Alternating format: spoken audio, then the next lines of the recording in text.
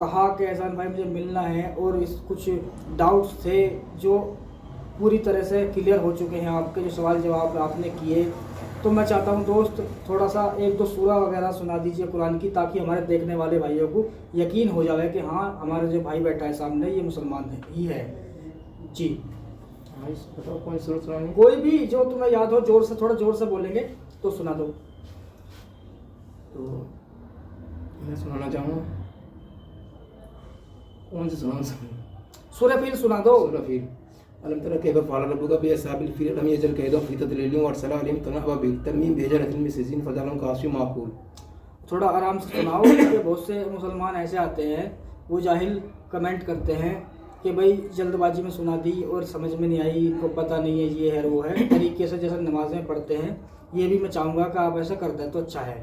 सूरह फील हुई, कुल हुवल्लाहु अहद हुई, या कोई भी और हो, जैसे कुल हुवल्लाहु अहद बात है। कुल हुवल्लाहु अहद अल्लाहुस समद लम यलिद व लम यूलद व लम यकुल लहू कुफुवन अहद। दरूद शरीफ आती है? हाँ जी। सुनाओ। अल्लाहुम्मा सल्लि अला मुहम्मदिन व अला आलि मुहम्मदिन कमा सल्लैता अला इब्राहीम व अला आलि इब्राहीम इन्नका हमीदुम मजीद। एक और होती है, अल्लाहुम्मा बारिक अला मुहम्मदिन व अला आलि मुहम्मदिन कमा बारकता अला इब्राहीम व अला आलि इब्राहीम इन्नका हमीदुम मजीद। और इसके बाद ही पढ़ते हैं अल्लाहुम्मा इन्नी ज़लमतु नफ्सी ज़ुल्मन कसीरन व ला यग़फ़िरु ज़ुनूबा इल्ला अंता फ़ग़फ़िर ली मग़फ़िरतन मिन इंदिका वरहमनी इन्नका अंतल गफ़ूरुर रहीम। बहुत बढ़िया।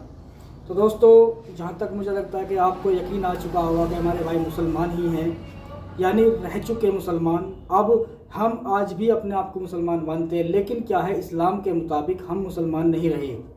तो आप कह सकते हैं एक्स मुस्लिम इस तौर पे। बाकी हम नहीं छोड़ते इस्लाम, ना ही छोड़ना चाहता है कोई। सिर्फ हम वो बातें नहीं मानना चाहते जो हमारी समझ से बाहर है, और अगर बाहर है तो हम सवाल पूछते हैं, उनके जवाब भी हमें नहीं मिलते। और जब जवाब नहीं मिलते तो वो बाहर मान लीजिए, अंदर मान लीजिए, बाकी कुछ भी मानिए, भाई हम मानते सिर्फ एक इंसानियत को, चाहे वो किसी भी धर्म से हो, कोई भी हो, इससे हमें कोई मतलब नहीं है।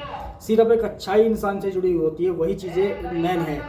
तो भाई से मैं पूछूंगा, इन्होंने क्या क्या ऐसा देखा और किस किस को देख के ये समझे कि भाई मुझे ये चीज़ें समझनी चाहिए, खुद भी सर्च करनी चाहिए और लोगों से पूछनी चाहिए। जी भाई, अपने बारे में बताइए कि आपको सबसे पहले डाउट क्या हुआ इस्लाम पे, क्या ऐसा देखा जिससे आपको ये शक पैदा हुआ कि हाँ मुझे इस्लाम में जानकारी लेनी चाहिए और अंदर तक?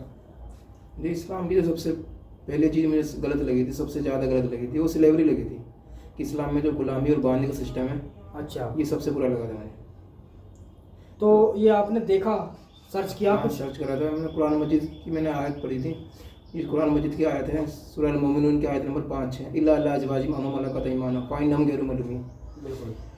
कि इसमें अल्लाह ताला कह रहा है कि आपको अपने शर्मगाह की हिफाजत करनी है सिवाय अपनी बीवी और अपनी लोंडियों के, गुलाम औरतों के, हाँ, जो गुलाम। और यही इसी तरीके से सूरह मारिज के अंदर लिखा हुआ है। सूरह मारिज में, थोड़ा आगे बुझाओ।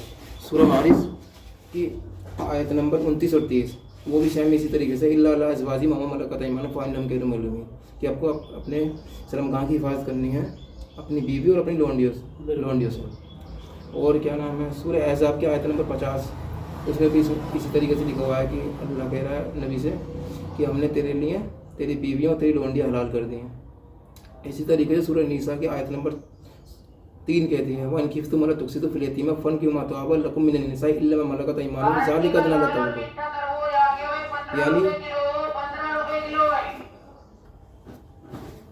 तो इसी तरीके से सूरह निसा की आयत नंबर 3 वन खिफ्तुम अल्ला तुक़्सितू फ़िल यतीमा फ़नकिहू मा ताबा लकुम मिनन निसाइ इल्ला मा मलकत अयमानुकुम ज़ालिका अदना अल्ला ताअूलू। इसमें कहा गया है कि हमने क्या नाम है, अगर तुम्हें यतीम औरतों से निकाह कर कर इंसाफ नहीं रख सकोगे तो और औरतें जो तुम्हें पसंद हो 2-2, 3-3, 4-4 से निकाह कर लो। अगर इनके बीच अदल नहीं कर सकते तो फिर एक ही शादी करो, या फिर आप लोंडी रख लो। तो इससे क्या होगा कि आप उसमें इंसाफ करने से बच जाओगे, बेइंसाफी से बच जाओगे। तो आपको इंसाफ नहीं करना पड़ेगा लोंडी साथ। यानी लोंडी इंसान थोड़ी ना है जो इंसाफ करना पड़ेगा। अच्छा, ये आपने बहुत अच्छा। एक चीज़ और जी। ये सूरह निसा की आयत नंबर 24, ये तो बहुत ज़्यादा ही है। सूरह निसा की आयत नंबर 24 कहती है वल मुहसनातु मिनन निसाइ इल्ला मा मलकत अयमानुकुम, कि आपके लिए हलाल है सोहर, आपके लिए हराम है सोहर वाली औरतें, मगर वो जो आपकी मलकियत में आ जाए। यानी आप सोच सकते हो कि आपके लिए वो औरतें भी हलाल हैं जो किसी की बीवी हो, यानी उसका पति भी जिंदा है तब भी आप, अगर वो गुलाम है, हाँ, मियाँ बीवी एक साथ आपके कब्जे में आ गए तो सोचो आपके लिए वो उसकी बीवी हलाल है। वो भी हलाल है इस्लाम में। हाँ, तो आप उसके पति के सामने आप उसके साथ हम बिस्तर हो सकते हैं। सोचो उसके पति के दिल पर क्या बीतेगी। बिल्कुल बिल्कुल भाई ये वो बताओ, अगर इस चीज़ को अपने ऊपर जरा सोच के देखो, क्या इंसानियत के तौर पर हम सोच नहीं सकते इस चीज़ को? हम एक इंसान है, इस चीज़ को सोचना चाहिए हमें कि यार अगर ऐसा हमारे साथ हो जाए तो क्या हमारे नबी अपनी फातिमा के लिए ये चीज़ बर्दाश्त कर सकते थे? अस्तगफिरुल्लाह, बहुत अच्छी बात कही हमारे भाई ने। जब हमारे नबी ये चीज़ बर्दाश्त नहीं कर सकते तो हम आम आदमी को इस चीज़ सोचनी चाहिए। ये चीज़ें सूट नहीं बैठती, सही नहीं बैठती। जी जी जी। अच्छा दोस्त, जैसे कि कॉन्सेप्ट आता है इस्लाम में, ये कहा जाता है कि इस्लाम में बलात्कार और जिना की डेफिनेशन अलग अलग है। वो हकीकत में वो अलग ही है, क्योंकि बलात्कार कहा जाता है उसको कि एक की मर्जी है एक की नहीं है तो वो बलात्कार कहलाएगा, और एक की मर्जी यानी दोनों की मर्जी है तो वो इस्लाम के एतबार से जिना होगा। और ये हकीकत है कि जिना उसी को बोलते हैं जो दोनों की मर्जी से हो। अच्छा, ये मैंने कहीं से मुल्ला मौलवी सुना था कि वो कहते हैं कि इस्लाम में जिनाकारी बताई गई है, इस तरह से होती है, लेकिन बलात्कार का मामला नहीं है, ना ही बलात्कार का कोई सबूत मिलता है कि इस्लाम में हुआ हो। लेकिन मैं ये कहता हूँ कि जितने भी मुझे लगता है वो आज तक सिर्फ एक ही जिनाकारी हुई है इस्लाम के अंदर, बाकी सारे रेप हुए हैं। जो नबी मोहम्मद सल्लल्लाहु अलैहि वसल्लम ने गुलाम औरतें रखी, उनके सहाबाओं ने रखी, वो बलात्कार नहीं था तो क्या था? जैसे अगर वो जिना होता तो जिना कहते हैं दोनों की मर्जी से, और वो गुलाम बनाई गई है उसकी मर्जी के खिलाफ, क्योंकि उसके परिवार को कत्ल करके ज़बरदस्ती गुलाम बनाया जा रहा है। और अगर उससे सेक्स किया जा रहा है तो उसकी मर्जी नहीं है कि वो सेक्स करेगी, वो उसके साथ ज़बरदस्ती हो रही है एक तौर पे, तो उसे आप बलात्कार ही कहेंगे। क्या ये सही है? नहीं गलत? ये मैं गलत कह रहा हूँ? बिल्कुल सही है। बलात्कार का मतलब ये होता है कि अगर लड़की राजी नहीं है, उसके साथ जबर किया जा रहा है, तो यकीनी तौर पर बलात्कार है। आज के हमारे टाइम में तो इसको बलात्कार ही बोलते हैं, लेकिन इस्लाम के अंदर इसको बलात्कार नहीं कहा जाता। इस्लाम के अंदर तो ये रूल है कि जब अल्लाह ने इजाज़त दे दी तो वो आपके लिए हलाल है। तो बलात्कार का मतलब तो जो तुम्हें बताया ज़बरदस्ती, तो इस्लाम में तो ज़बरदस्ती आप अपनी बीवी से भी कर सकते हैं। बीवी भी आपको अगर मना कर दे तो मना नहीं कर सकते आप। अगर आप बीवी के साथ जबरदस्ती कर सकते, कोई केस बनता है? नहीं बनता बीवी के साथ भी।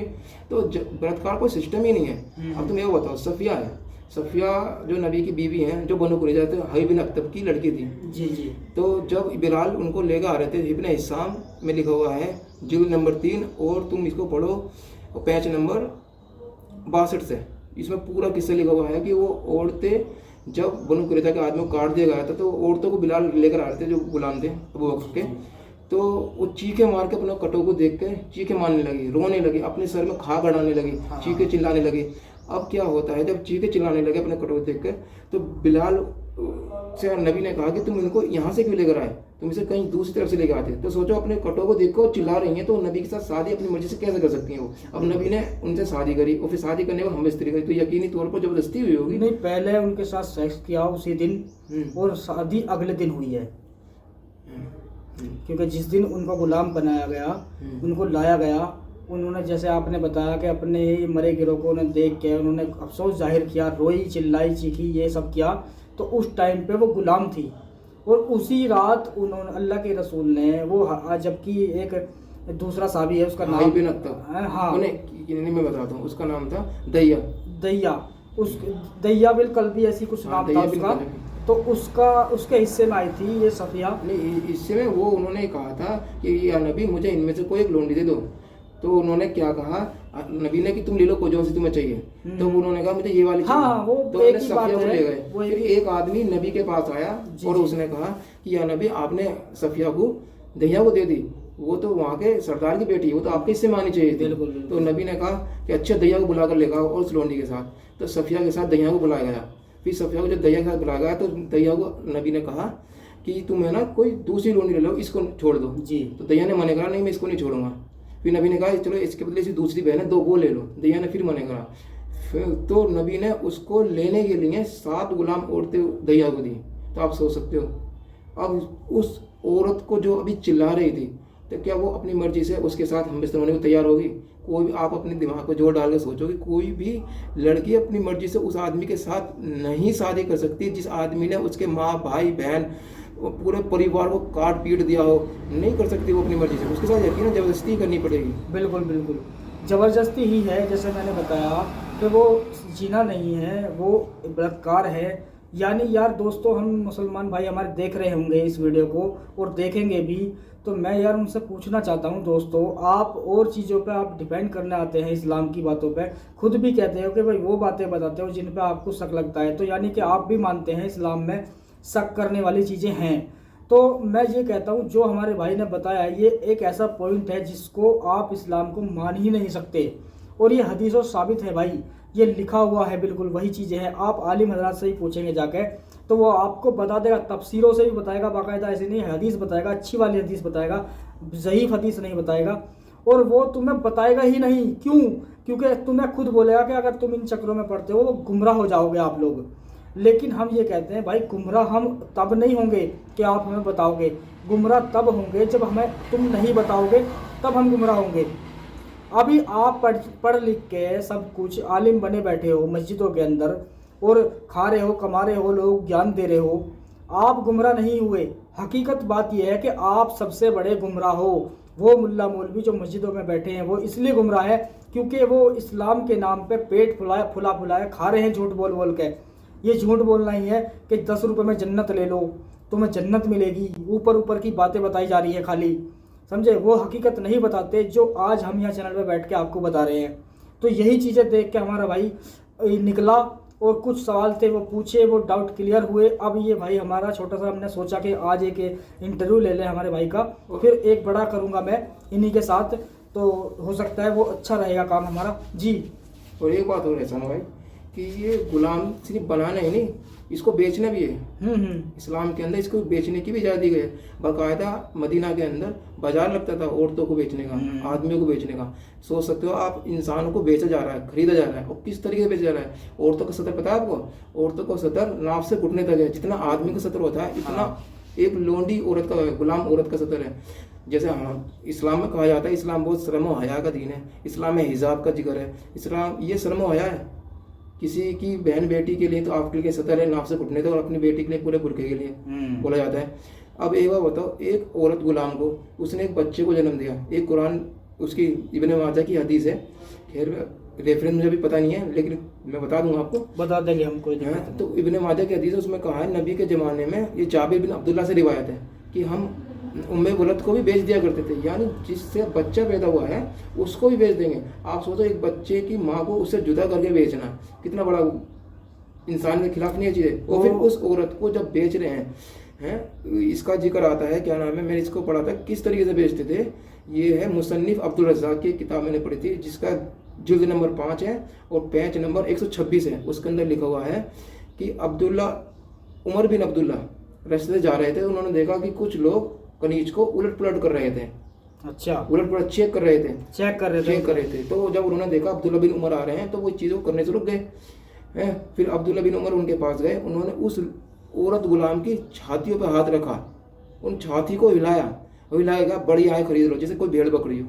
बताओ जी, बताओ। अच्छा, इस किताब का नाम पता है? मुसन्निफ अब्दुल रज़्ज़ाक़, जिल्द नंबर 5 पेज नंबर 126। मुसन्निफ अब्दुल रज़्ज़ाक़ लिखने वाले, किताब का नाम? जिल्द नंबर 5 और पेज नंबर 126।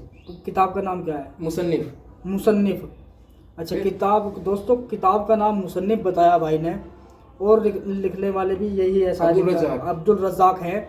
और ये हदीस जो लिखी हुई है, ये इबारत जो लिखी हुई है वो कितना नंबर की जिल्द है? ये जिल्द 5 नंबर है, जिल्द 5 नंबर है, पेज नंबर 126। दोस्तों याद रखना, ये जो पीछे हटा कि आप कैच कर सकते हैं इस बात को चेक करना। वाकई में ये बहुत बड़ी बात बोली है भाई ने, जो बताया है कि वहाँ पे उमर को देख के, तो मैं कहता हूँ उसे अगर आप पीछे से भी हटा के देखेंगे कोई दिक्कत नहीं, आप कैच कर लेना, उसे रेफरेंस को चेक करना, क्योंकि जो भाई ने बताया ये बहुत बड़ी बात है और हमने भी शायद नहीं पढ़ी थी, अपने इल्म में भी नहीं था हमारे, कि ये बात हमें सुनने को मिली।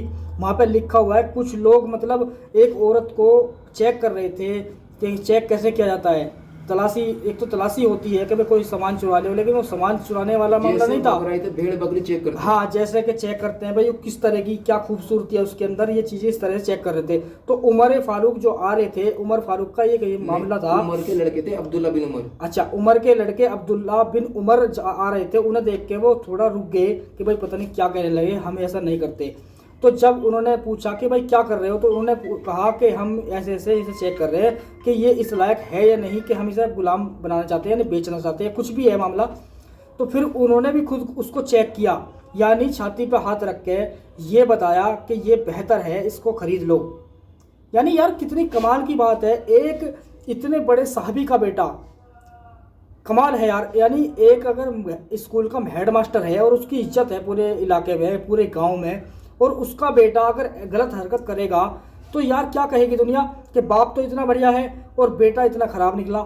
लेकिन यहाँ दोनों ही ख़राब हैं, समझे। बाप का अगर आप इस किस्सा उठाएंगे आगे किताबों में मिल जाता है हज़रत उमर के बारे में, लेकिन यहाँ पे दोनों ही ख़राब मिल रहे हैं, जिनके बारे में इस्लाम में कहा गया कि वो खलीफा वो है जिससे शैतान भी कांपता था, उमर से शैतान भी कांपता था, ये बताया जाता है इस्लाम के अंदर। लेकिन यहाँ क्या साबित हो रहा है कि वहाँ कोई नहीं कांपता भाई, सब ढकोसला है, सब बेकार की बातें हैं।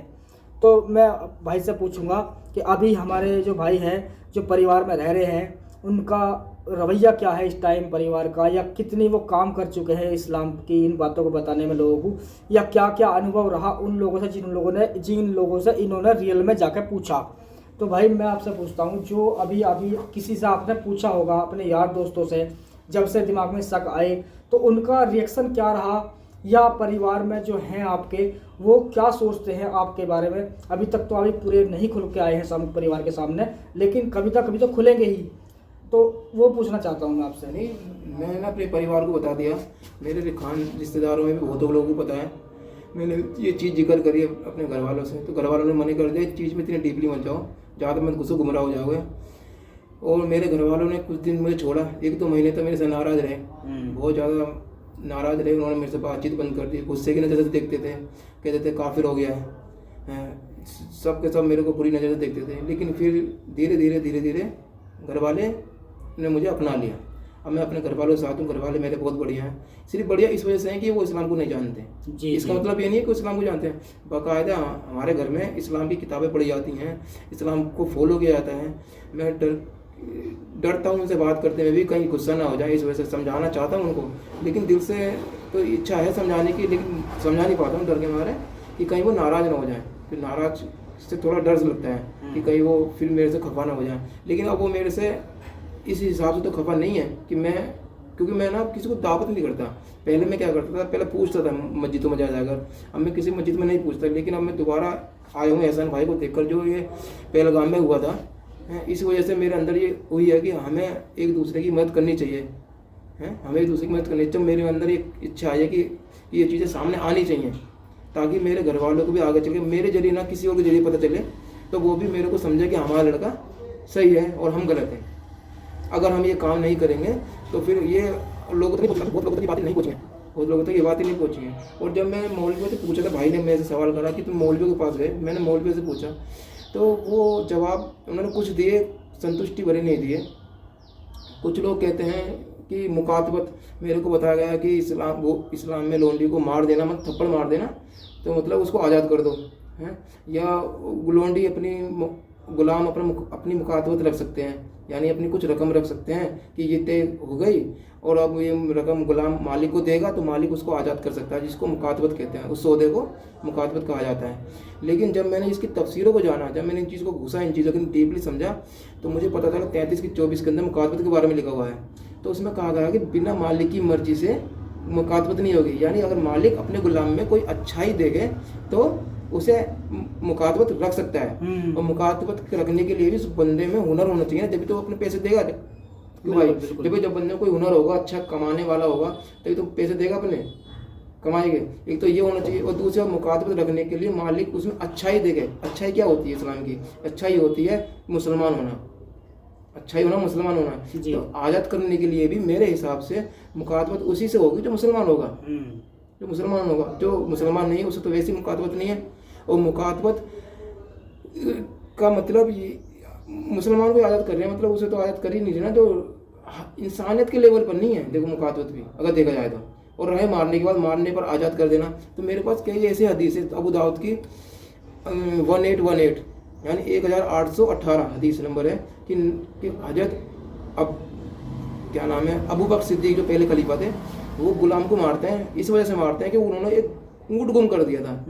तो क्या होता है, तो वो अपने गुलाम को मारते हैं, एक ही तो ऊँट था तूने गुम कर दिया। तो नबी उनको पिटता हुआ देखा गुलाम को हंस रहे थे। और हमसे कहा जाता है कि मारने पर गुलाम आज़ाद है। तो नबी ने तो ये नहीं कहा कि आपने इस पर हाथ उठाया आज़ाद करो।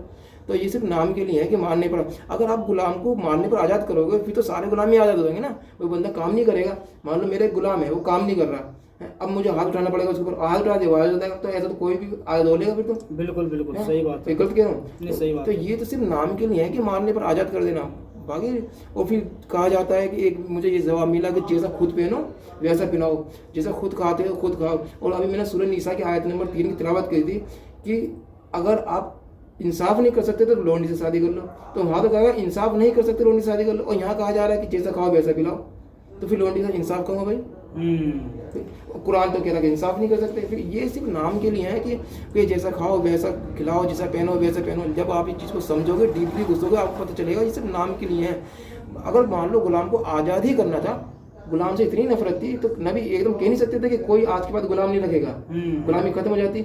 यार आप बताओ, एक बच्चा पैदा होता है गुलाम के घर में, गुलाम घर में वो बच्चा गुलाम ही पैदा होगा, जाहिर सी बात है। उस बच्चे का क्या कसूर है? कुछ नहीं। वो बच्चे को तुमने गुलाम बना लिया। वैसे कहा जाता है कि जो जंग में लड़ने के लिए आती है हम उसे गुलाम बनाते हैं। तो जो मारिया कुफ्तियादी जो नबी को गिफ्ट में मिली थी, गिफ्ट के तौर पर मिली थी, और एक रिहाना ने भी एक और दो लोंडी मिली थी गिफ्ट, जो रिहाना ने दी, 2 गिफ्ट मिली थी। लोग खरीद सकते हैं, गिफ्ट के तौर पर ले सकते हैं। तो फिर ये सवाल ही गलत हो गया कि जंग में बना सकते हैं। बहुत अच्छी बात है ये भी नहीं। और जंग में भी क्यों बनाना? हम एक अच्छे इंसान है तो हम कभी भी किसी को गुलाम नहीं बनाएंगे। हम जो हमारे गुलाम है ना, अगर गुलाम के तौर पर हमारे हाथ साथ में आए हैं, हम उनको बहन बना सकते हैं, किसी से शादी करवा सकते हैं। हमें उनके सामने अपनी अच्छाइयाँ पेश करनी है ताकि वो अच्छाई को देखकर इस्लाम कबूल करें। क्यों जी? ये क्या, ये वो सियासी, इस हिसाब से लगता है वो सियासी लोग थे, वो राज करना चाहते थे, और उसके चक्कर में हम मुसलमान अपनी बुद्धि भ्रष्ट कर रहे हैं। सही बात है। हम बिल्कुल भी चीज़ पर गौर फिक्र नहीं करते, बिल्कुल भी सोचते नहीं है। ये चीज़ें सिर्फ कुछ लोग कहते हैं ये चीज़ें उसके लिए थी, आज तो गुलामी नहीं है भाई, आज तो गुलामी नहीं है ना। आज कहाँ गुलामी हो रही है? कहीं भी जाके तो ये गुलामी का मैं बता दूं, इस्लाम की वजह से थोड़ी ना है। ये जो कहते हैं ना कि आज गुलामी नहीं है, वो उस वक्त के लिए था। तो मैं उनसे कह देना चाहता हूँ, जो मेरे मुसलमान भाई ऐसा कहते हैं, भाई साहब आप अफ़गानिस्तान में, सऊदी अरब में जाइए, कुछ इलाके आपको आज भी मिल जाएंगे जहाँ पे गुलामी को तरजीह दी जाती है, गुलाम बनाए जाते हैं। हाँ, वो अलग बात है, वो बेचना ना बेचना वो अभी ना होता हो, लेकिन उनको गुलाम बनाया जाता है, गुलाम हैं आज भी। अफ़गानिस्तान में भी आप देखेंगे, सर्च करेंगे तो वहाँ आपको मिल जाएगा। नया नया किस्सा भी हुआ था 2-3 साल पहले, तो वहाँ पे गुलाम बनाए गए लोग, बेचे भी गए हैं। और तुम ऐसा भाई किसी आलिम से पूछो ना, उससे कोई पढ़ा लिखा इंसान हो कि अगर दोबारा इस्लाम की खिलाफत आ गई तो क्या आप गुलाम बनाओगे? तो वो कहते हैं हाँ हम बनाएंगे, बिल्कुल बनाएंगे। तो ये जो गुलामी नहीं है, ये इसकी वजह से नहीं है कि इस्लाम गुलामी पसंद नहीं करता, ये इसी वजह से है कि मजबूरी में कि गुलाम बना नहीं सकते। इंटरनेशनल कानून बन चुका है, कोई गुलाम रख नहीं सकता। ये इस वजह से गुलामी नहीं है, इस वजह से नहीं है कि गुलामी एक बुरी चीज़ है। इस्लाम गुलामी को बुरी समझता ही नहीं है। बहुत शुक्रिया दोस्त, आपसे बात करी और कुछ अनुभव हमें भी मिले और आपकी बातें जानी, और हमारे जो भाई देखने वाले हैं वो अच्छा फैसला करने वाले हैं।